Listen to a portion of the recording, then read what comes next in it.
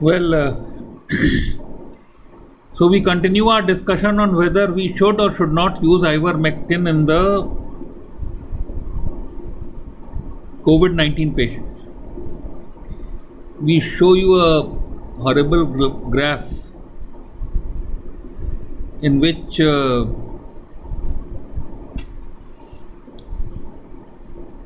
the death rates in states that used ivermectin and who did not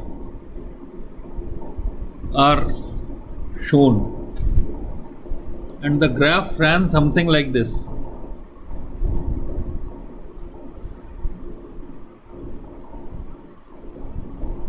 So UP went like this and came down like this, and here was the point where ivermectin was used. Bihar was using ivermectin from before, so fatalities never increased. But Kerala, this is what happened. This is Kerala, because they did not use ivermectin. Now, supposing you are the DGHS of Kerala, and you have to defend why you did not use ivermectin, what arguments can you possibly give? Okay, so you say ivermectin, there is a biological plausibility that ivermectin helps. That biological plausibility is as follows. This is the cell, this is the virus, this is the RNA of the virus, this is the ACE receptor of the cell, this is the spike protein receptor binding site, this is the fusion protein. By that fusion protein, the membrane of the virus fuses with the membrane of the cell, and since the two cavities become equal, the RNA is now lying in the cytoplasm. Now this RNA has got a replicase component, and that replicase component searches for a ribosome, which is the photocopying machine of the cell, and this replicase mechanism makes this ribosome make the RNA particles.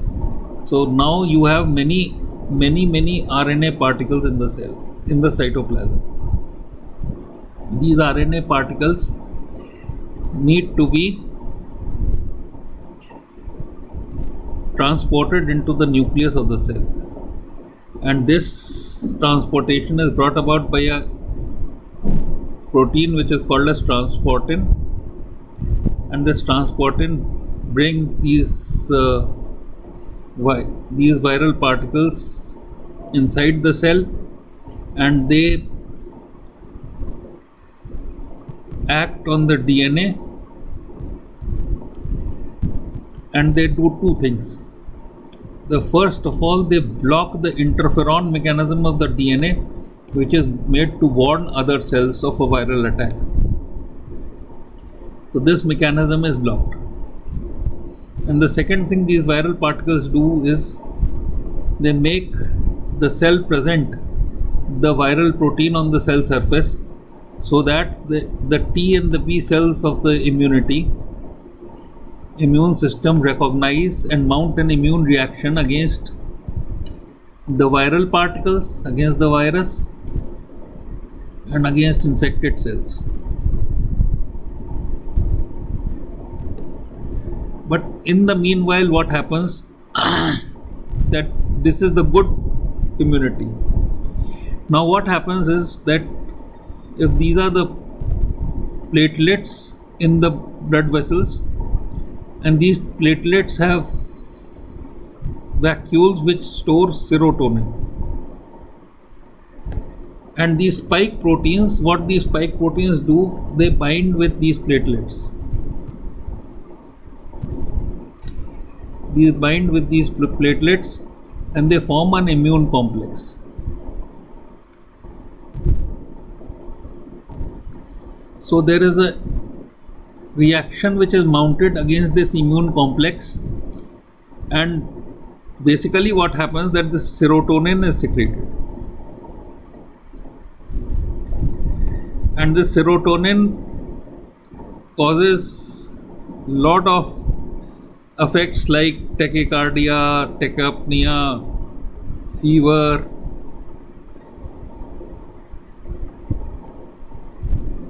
but basically very severe constriction of the vessels carrying deoxygenated blood to the alveoli. So here is the bronchus coming, here is the alveolus, and this blood vessel as it approaches has got severely constricted. So because of this severe constriction, the blood cannot reach to be oxygenated, and it finds a alternative shunt. It goes straight from the artery to the vein without getting oxygenated. So this shunt decreases perfusion, decreases PO2, and can cause death. So this is the mechanism.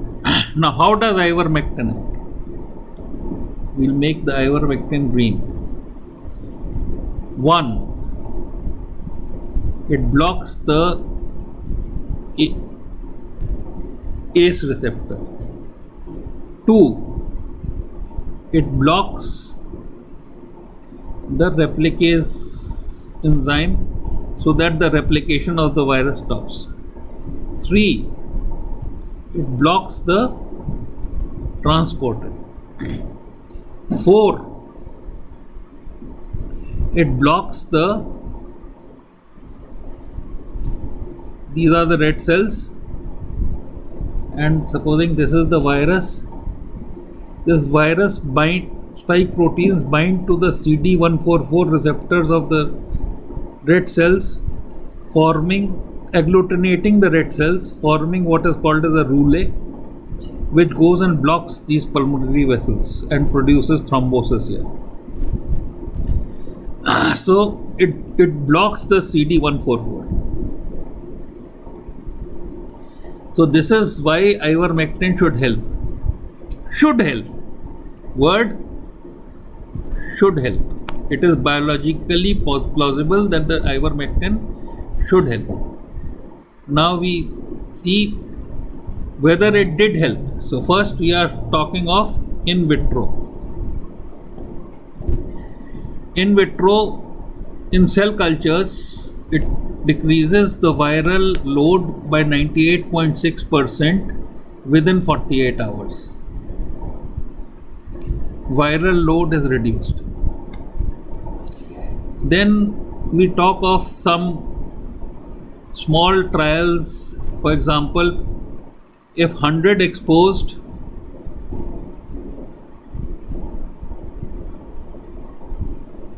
these got ivermectin, these did not get ivermectin, all were exposed. So amongst these who got ivermectin, this is ivermectin plus, this is ivermectin minus, only 3 got the disease and 97 did not. Whereas in this, about 60 got the disease, 40 did not. So this is the prophylactic role of ivermectin.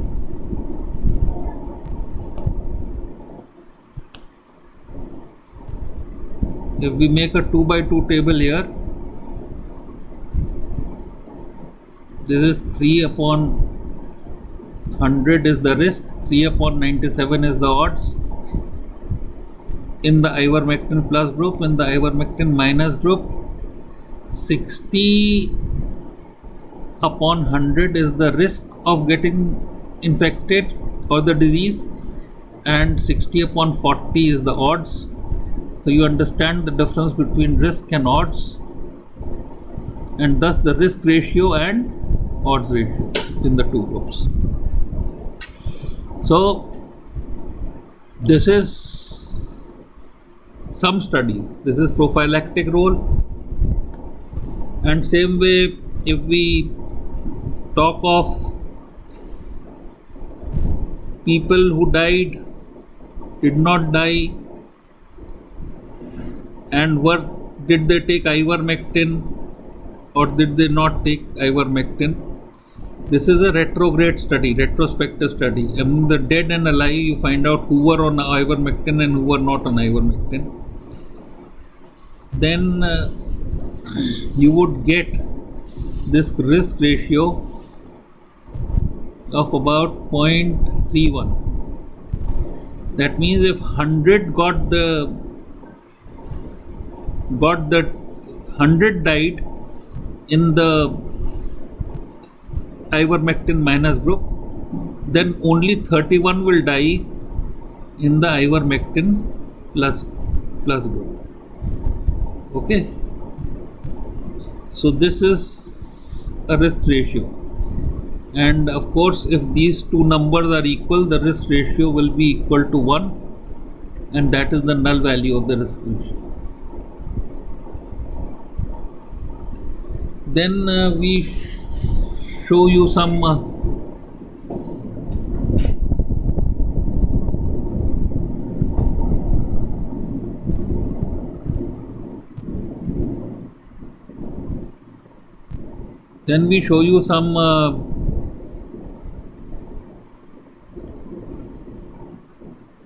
PowerPoint presentation, small PowerPoint presentation, not big one, showing you this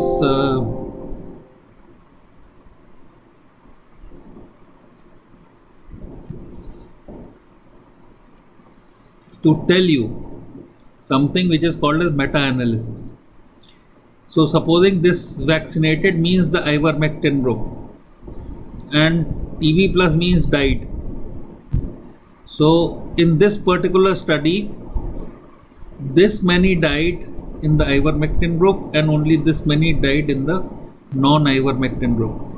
So here is the relative risk of dying, and here are the 95% confidence intervals. That means though in your study the relative risk was 0.41, but if you repeat the study 100 times, this 0.41 value will vary between, in 95 times, it will vary between 0.13 to 1.26. So this is the confidence interval, 95% confidence interval. So this dot demonstrates to you the risk or the odds, and this, if it is 1, then it says no effect or null value. If it is on the left side, it favors the experimental treatment of the ivermectin. If it is on the right side, it does not favor it. So smaller these dot size, smaller the sample size, and wider would be the confidence intervals, because your estimates with smaller sample size become less precise. And what happens that you go on seeing these studies and you can then pool the data. If the studies are similar, you can pool this data and you get this thing which is called as, from the pool data you get the relative risk of 0.49 varying between 0.34 and 0.70. So this suggests a very narrow confidence interval, and all the samples, all the studies have been pooled. This is called as meta-analysis, and I can tell you that meta-analysis of observational studies as well as randomized controlled trials favor ivermectin. So supposing we had to do a study of our own patients, let me construct a test data for you. Okay, We will not fix it.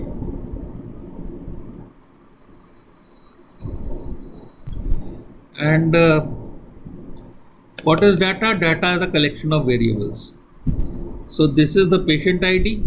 What is a variable? Variable is that which varies. It varies from case 1 to case 30, and this is your study population. So this is variable, has got a variable name.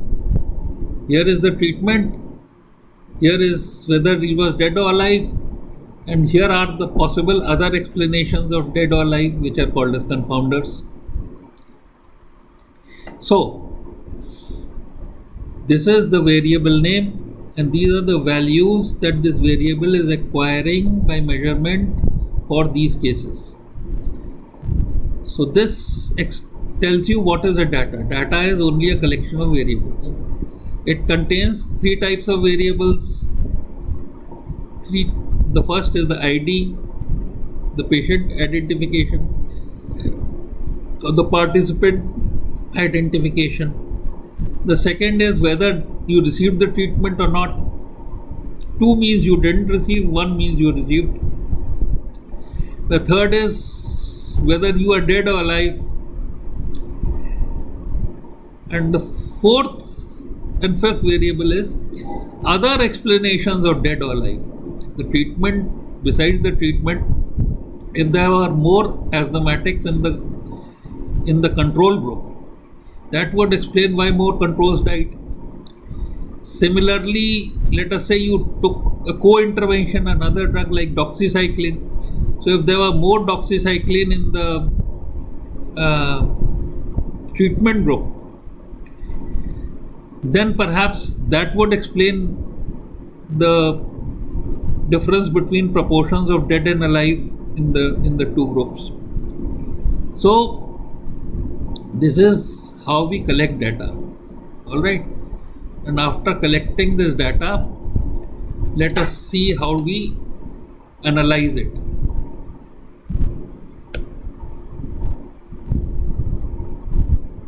We launch this EpiInfo, which is a software program. We say classic, we say read, we say our file is an XLS file, not XLSX file. See, we say that we can put the data source from here. We can say browse, we can say browse, and we can say ivermectin text data, and we can say open. We can say okay, open it. It says the sheet 1 contains data. I say yes, and so it has read these 30 records. Then I say list all variables, and here is the list. So we see that it's the same data: treatment, confounder 1, confounder 2, dead or alive. Okay, so we close this, quite sure of our data. Then we say tables. Exposure variable is type of treatment, outcome variable is dead or alive, and we say okay, and gives us this 2 by 2 table. So to revise, in the ivermectin group, 2 out of 15 died. Now 2 out of 15 is risk, 2 out of 13 is odd. In the non-ivermectin group, 8 out of 15 died. This is risk. 8 upon 7 is odds. So in odds, you never talk of the marginals. You only talk what is inside the 2 by 2 table. Therefore, odds ratio is not affected by the prevalence of the event in the study population. Therefore, odds are better measures of association in case control studies as compared to risks. So you don't report risks in case control studies. So now here, this is quite easy. You could have got an odds ratio and a risk ratio by simple calculation. But these are point estimates. These are true only for this study. But these numbers are able to give you something far, far important, and that is confidence interval. It says that in this study, the odds ratio is 0.1346. That means if 100 would have died in the non-ivermectin group, only 13 would die in the ivermectin group. Only 25 will die in the ivermectin group if 100 would have died in the non-ivermectin group. But if you repeat this study 100 times, this 0.13 value will vary. In 95 times, this value will be within 0.02 lower limit and 0.81 upper limit. So this is how you understand this 2 by 2 table, which you can draw as I have told you. Then you would notice that we have not included anything about confounders here. So if there are many confounders, asthmatic, non-asthmatic, took doxycycline, took azithromycin, so many confounders which could influence whether the person would die or not die. Diabetes, hypertension, cardiac disease, all right, renal failure, all right. All those factors could have influenced whether the person would die or not die if they were different in the case, in the exposed and unexposed group. So now let us see how to deal with those confounders, other explanations of the outcome. So this is the logistic regression. We say dead or alive is the outcome variable, and the variable that explains it. First of all, let's see one. Let's see with how treatment explains it. And when we say this, it gives us an odds ratio. It gives us a coefficient which says that this treatment is protective. It gives us a p-value which says that there are only 2% chances that in 100 studies this odds ratio would cross the null value. And it gives us a confidence interval, 0.22 to 0.81. Now this confidence interval by this logistic regression is exactly the same as the confidence interval by the table, right? So now we use the logistic regression to deal with confounders. Outcome variable, dead or alive, other variable, treatment, asthma, no asthma, confounder 1, doxycycline, no doxycycline, confounder 2. And let's see what happens. This is what you get. So you see that the odds ratio has decreased from 0.13 to 0.12. Alright, it has moved more away from. This odds ratio is adjusted for the status of confounder 1 and confounder 2. This is an adjusted odds ratio, not the crude odds ratio that you got from the table. And then you see that the confidence interval has become a little bit wider. It is now ranging from 0.01 to 0.87. It was 0.02 to 0.81. So this is the way to be able to deal with those confounders, the knowledge of which you have. And if you do not have that knowledge, you want to deal with known and unknown confounders, then you randomly allocate to ivermectin and non-ivermectin groups, and you have a randomized control trial. So let us show you a randomized control trial. Structure of the randomized control trial and what can happen with it. So we open the board again, and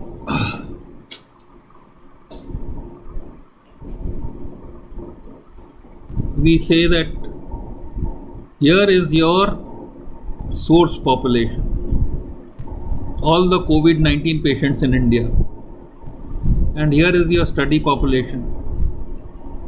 It would have been good if you would have been able to randomly select from all the symptomatic and asymptomatic patients from India.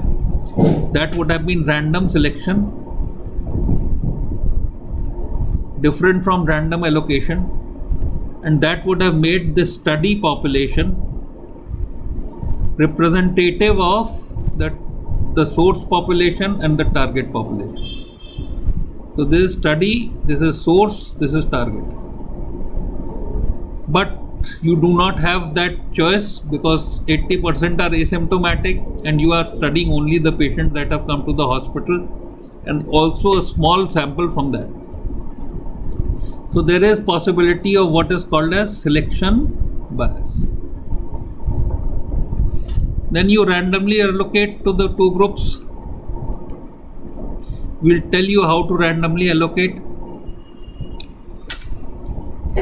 Then this random allocation may be successful or it may fail.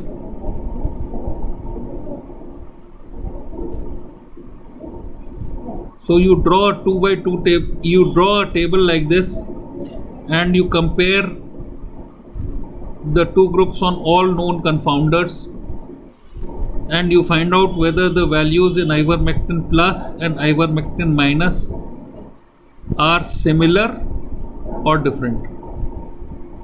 If they are different, that means that variable will still be able to confound and you will have to use regression analysis to control for it. Then you describe the outcomes.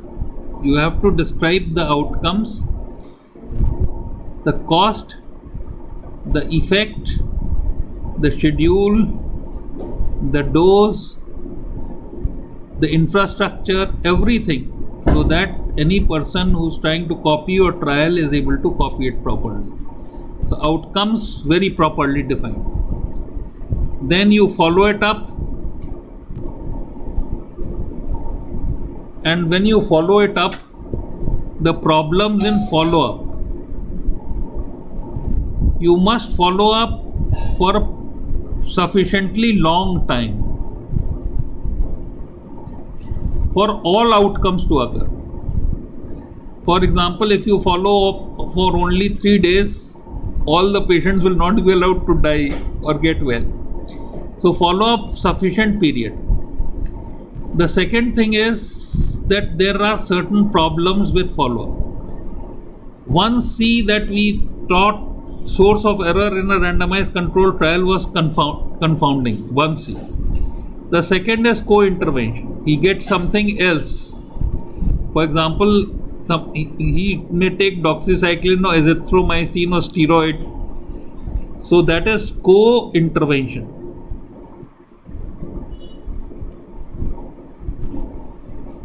The third is contamination. He may move from one group to another. And fourth is loss of compliance. He may stop taking ivermectin in between. So you have to deal with these, and you have to deal with loss to follow up. He may simply not report for measuring of results. So loss to follow up, confounding, co-intervention, contamination, compliance, loss to follow up, insufficient follow up. These are the problems with follow up. Then you have to measure outcomes. In outcomes, you do not have to have false positive or false negative. And if the measure of the outcome is objective, let us see you are measuring CPR levels.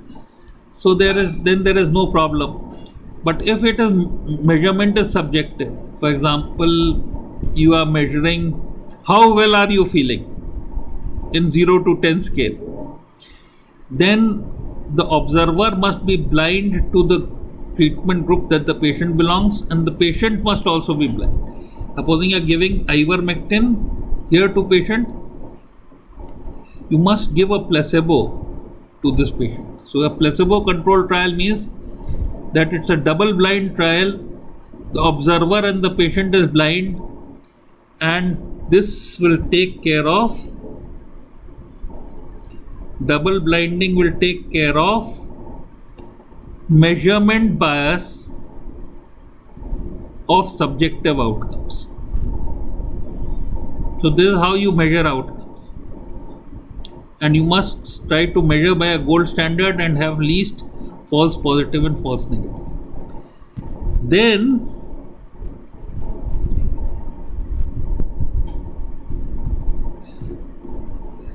you analyze, you compare the outcomes in the two groups. Compare the outcome in the two groups, and you report the magnitude of the difference, you report the odds ratio and the risk ratio, point estimates, and you report the significance also. Significance means you report the confidence intervals. So this is how you conduct a randomized control trial, and it is supposed to be so good because of this random allocation, and this random allocation would ensure that the two groups are equal on all known and unknown confounders, and they are different only on the treatment group, treatment type. So any effect that you are seeing is explainable only because of the difference in the treatment. So this is how you conduct a randomized control trial, which takes care of unknown, known and unknown confounders, and that is why this is the best type of study that can be done. But if you have many randomized control trials, then you can combine them. Observational studies or randomized control trials, you can combine them using what is called as meta-analysis.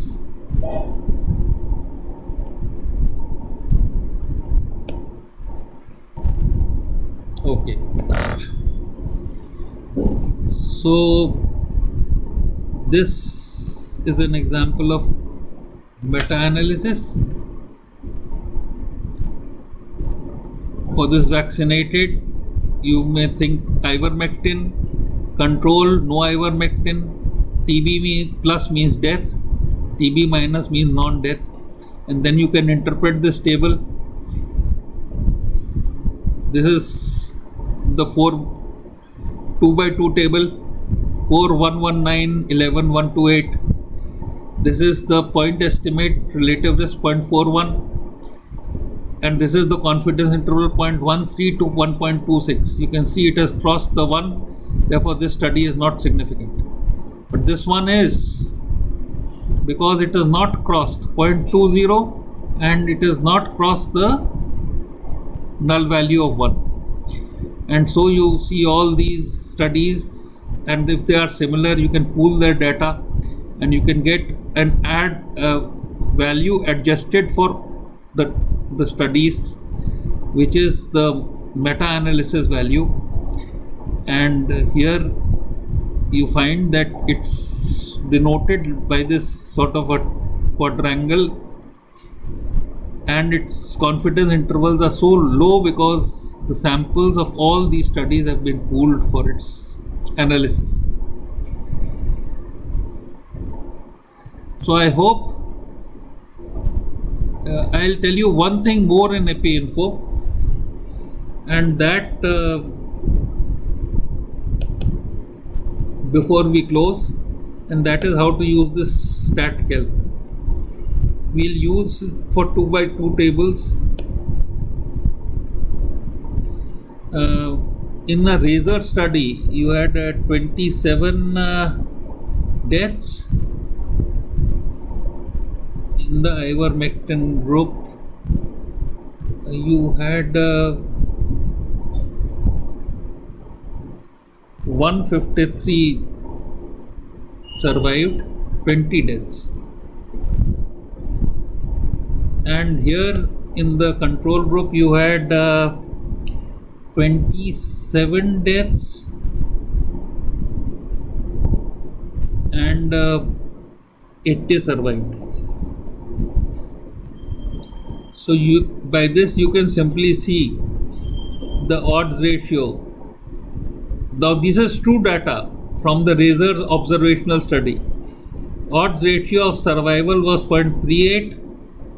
Lower and upper confidence intervals did not include 1.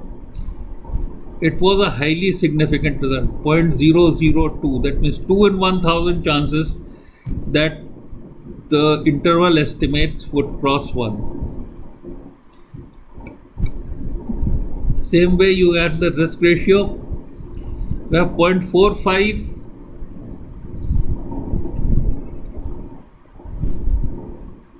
The lower and upper confidence intervals, and you have this mid p. So I have told you how to use StatCalc also, and we'll close this. Use StatCalc also as a calculator of sample size, because that also bothers you. So you can use this StatCalc to calculate sample size and power of a study, how much sample to take in your trials. So this I think is sufficient, and we close it here.